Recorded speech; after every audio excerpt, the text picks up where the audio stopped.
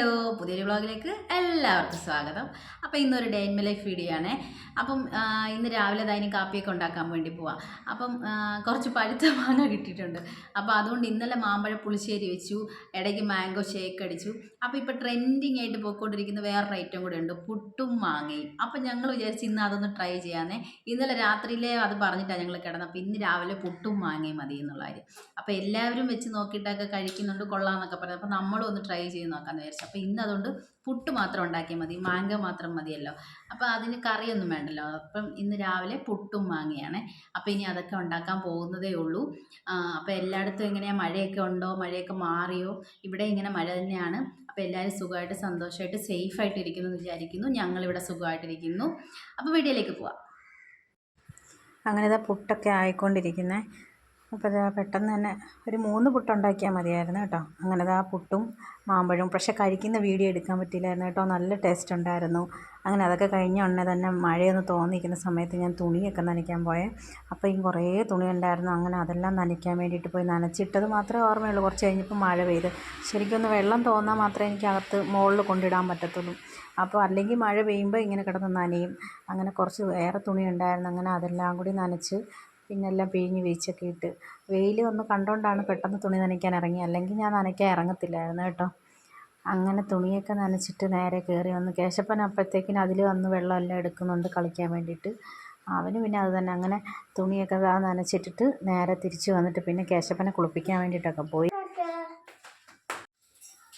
അപ്പോൾ എനിക്കാണെങ്കിൽ ഒരു പുതിയ ചട്ടി ഇരിപ്പുണ്ടായിരുന്നേ.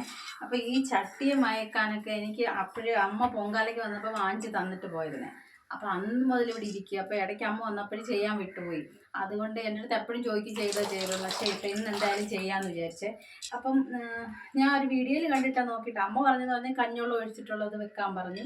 പിന്നെ കഞ്ഞോളം തിളപ്പിച്ചിട്ട് ചെയ്യുന്നത് കൊണ്ട്, അതുപോലെ തന്നെ ഇതിൽ നമ്മുടെ തേയില വെള്ളം തിളപ്പിച്ച് വറ്റിച്ചെടുക്കുന്ന ഒരു രീതിയുണ്ട്. അപ്പോൾ ഞാൻ വിചാരിച്ചു അതൊന്ന് ചെയ്ത് നോക്കാമേ. അപ്പോൾ അത് ചെയ്തിട്ട് എണ്ണ ഇങ്ങനെ തടവി വെക്കുന്നതാണ്. അപ്പോൾ എന്തായാലും ഞാൻ അതാണ് ചെയ്യുന്നത് കേട്ടോ. അപ്പോൾ നിങ്ങളെ കൂടെ അതൊന്ന് കാണിച്ചു തരാം. ഇത് നിറച്ച് ഞാൻ വെള്ളം ഒഴിച്ചിട്ടുണ്ട്. ഇനി ഇതിനെ വെക്കാം. നമുക്ക് തേയിലപ്പൊടിയും കൂടി ഇട്ട് കൊടുക്കാം.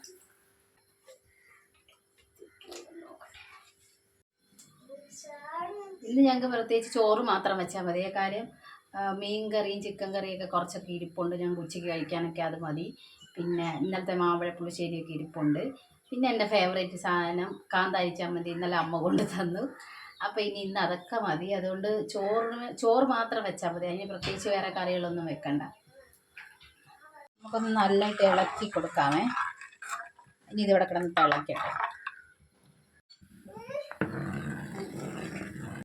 അങ്ങനെ തിളച്ച് നല്ലപോലെ അത് വറ്റിയിട്ടുണ്ട് കേട്ടോ.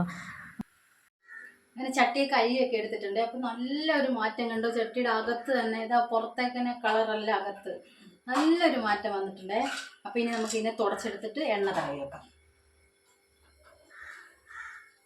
നല്ല പോലെ വെള്ളം പോയിട്ടുണ്ടേ.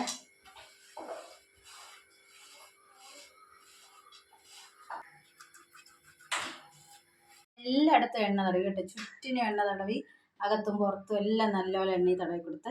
അപ്പോൾ തീർന്നിട്ടില്ല, ഇനിയുണ്ട് ഒരു കാര്യം കൂടി. ഇനി നമ്മൾ ഇതിനകത്ത് കുറച്ച് എണ്ണ ഒഴിച്ചിട്ടുണ്ട്. എന്നിട്ട് ഇതിനകത്ത് ചെറിയ ഉള്ളിയോ സവാള എന്തെങ്കിലും ഒന്നിട്ടൊന്ന് മൂപ്പിച്ചൊന്ന് എടുക്കാം. ഇനി ഈ ഉള്ളിനെ ഒന്ന് മൂപ്പിച്ചെടുക്കാം. ഇനി കിടന്നേ. അപ്പം നല്ലപോലെ മൂത്തിട്ടുണ്ട്. ഇനി നമുക്ക് ഈ ഉള്ളിയെ എടുത്ത് കളഞ്ഞിട്ട് ഈ എണ്ണ ഇതിൽ തന്നെ തടവി അങ്ങ് വെച്ചിരുന്നാൽ മതിയേ. ചട്ടിയൊക്കെ ഇതാ മയക്കിയെടുത്ത്, ചട്ടിയൊക്കെ നല്ല ചൂടൊക്കെ പോയി തണുത്ത് അകത്തെ കണ്ട കളർ തന്നെ ഒരു വ്യത്യാസം കണ്ട വന്ന കളറിന്. ഇങ്ങനെ വരുമെന്നുള്ളതൊന്നും എനിക്കറിയത്തില്ലായിരുന്നു കേട്ടോ. സത്യത്തിൽ നല്ല രസമാണ്. ഇനി നമുക്കിതിൽ ചിക്കൻ കറിയൊക്കെ വെക്കാം. അങ്ങനെ ഉച്ചയായപ്പോൾ പിന്നെ ഞാൻ ചോറൊക്കെ എടുത്ത് കഴിച്ചേ. അപ്പോൾ 4:30 ആയിട്ടുണ്ട്. അപ്പോൾ ഇനി കേശപ്പനെ വിളിച്ചിട്ട് വരാം. അങ്ങനെ വന്നതിനൊക്കെ ശേഷം ഞങ്ങളിത് ചായയൊക്കെ ഇട്ട്. അപ്പോൾ അത് സ്കൂബിയുടെ പരസ്യം TV കാണിക്കുന്നുണ്ട്. അപ്പോൾ കേശപ്പൻ അതാണ് എന്നെ വിളിച്ച് കാണിക്കുന്നത്, അവൻ്റെ ബാഗിൻ്റെ പരസ്യമാണെന്നൊക്കെ. അങ്ങനെ ഞങ്ങളിത് ആ ചായയൊക്കെ ഇട്ട് കുടിച്ചു. കേശപ്പൻ്റെ പഴംപൊരിയൊക്കെ സ്ഥിരമായിട്ടുള്ളത് കിട്ടി. അപ്പോൾ വീഡിയോ ഇഷ്ടപ്പെട്ടവരൊക്കെ ചാനലൊന്ന് സബ്സ്ക്രൈബ് ചെയ്യാൻ ഓർക്കണേ. അപ്പോൾ അടുത്തുള്ള ബെല്ലൈക്കൻ ക്ലിക്ക് ചെയ്യാനോട് ഓർത്തോണം. എങ്കിലേ ഞാനിടുന്ന വീഡിയോസിൻ്റെയൊക്കെ നോട്ടിഫിക്കേഷൻ നിങ്ങൾക്ക് കിട്ടത്തുള്ളൂ. അപ്പോൾ കമൻറ്റ് ഇടാനും ലൈക്ക് ചെയ്യാനൊക്കെ ഓർത്തോണം. അപ്പം അടുത്ത നല്ലൊരു വീഡിയോ ആയിട്ട് വീണ്ടും കാണാം. ടാറ്റാ.